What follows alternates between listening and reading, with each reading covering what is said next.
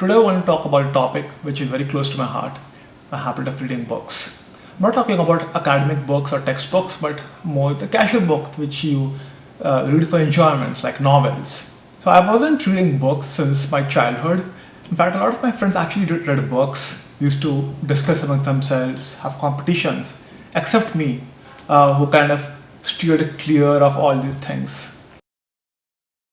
So fast forward to early 2011, it was a time when I actually enjoyed astronomy and I used to go out every day under the stars, try to find the constellations. So one fine day I thought, why not I start reading books about this specific topic, a topic which I actually enjoy. Thinking about that, I picked up a book called The Grand Design by Stephen Hawking. Stephen Hawking is a very popular author.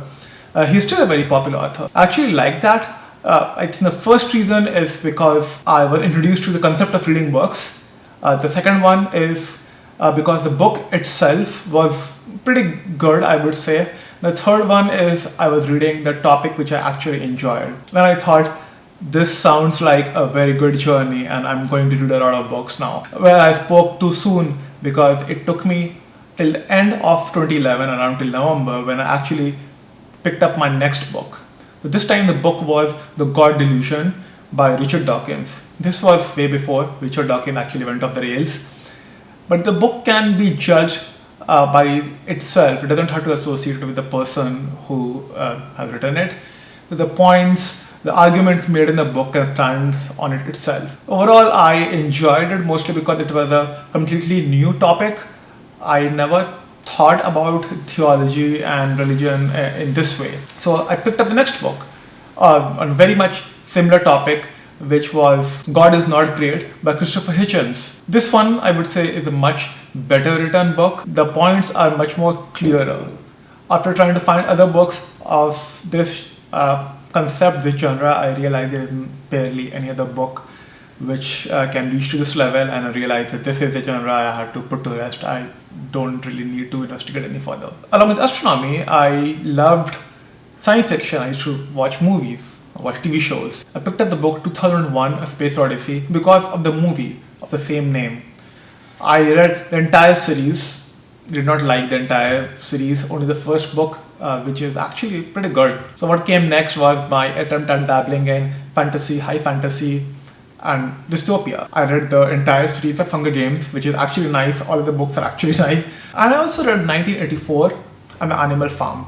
I like these two books quite a lot, mostly because it shows what a society is capable of. A lot of people tell me that, no, this cannot happen in this country. We all know everything can happen in this country.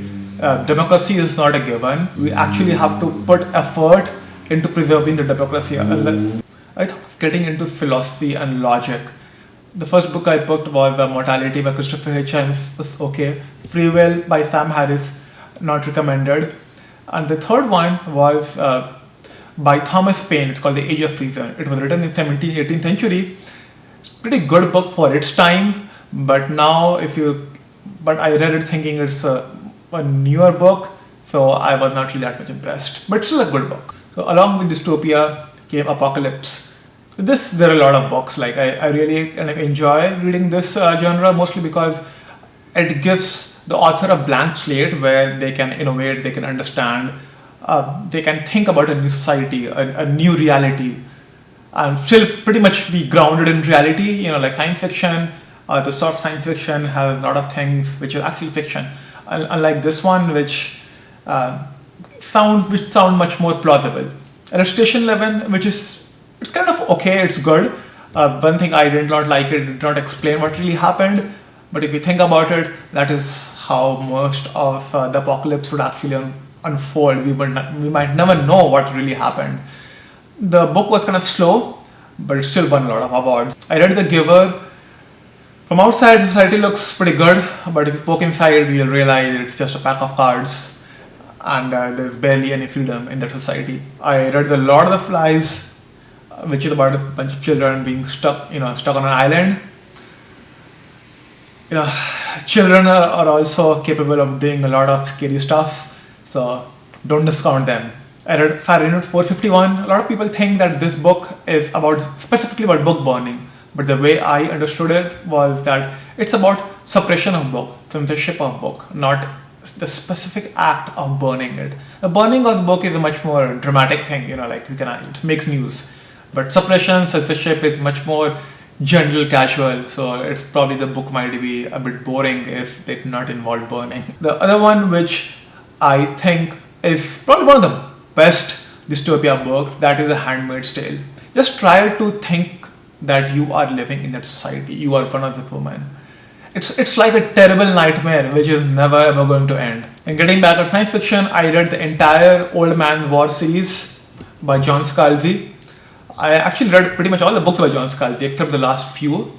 Then I read Michael Crichton, pretty much all the books except the few of them which are very political, extremely political, which I heard that it's not really that good. But rest of the science fiction thrillers by Michael Crichton is pretty well renowned, like a lot of people like it. One genre which I never picked up, never tried out, that is computer science. That's mostly because I'm a computer engineer and nothing new. Like I am up to date with all the things which is happening in computer science. So there is nothing surprising. Like it's not like I pick up a book and then I will learn something very new.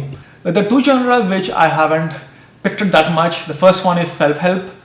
I despise that category. I never found any book which is actually good. The other one is business books. Business books can be good, but they are hyped up so much that no matter how much I try giving it an honest review, I can never match my review with the hype which is received. There is always a kind of gap between those two. So till now I have read only 141 books and I'm going to finish the next one pretty soon. That might sound like very less. A lot of people have 3,000, 4,000 books over their lifetime, but it started pretty late. And some of the years I've read like 5 books. This time I want to read 52 books because there are 52 weeks in a year. But I think 30 is the maximum I can go this year because there are a lot of other things to do. So if you made it out till the end of this video, I would like to thank you. If you have some other suggestions, please let me know. And if I liked it, I would thank you personally. Till then, happy reading. Bye bye.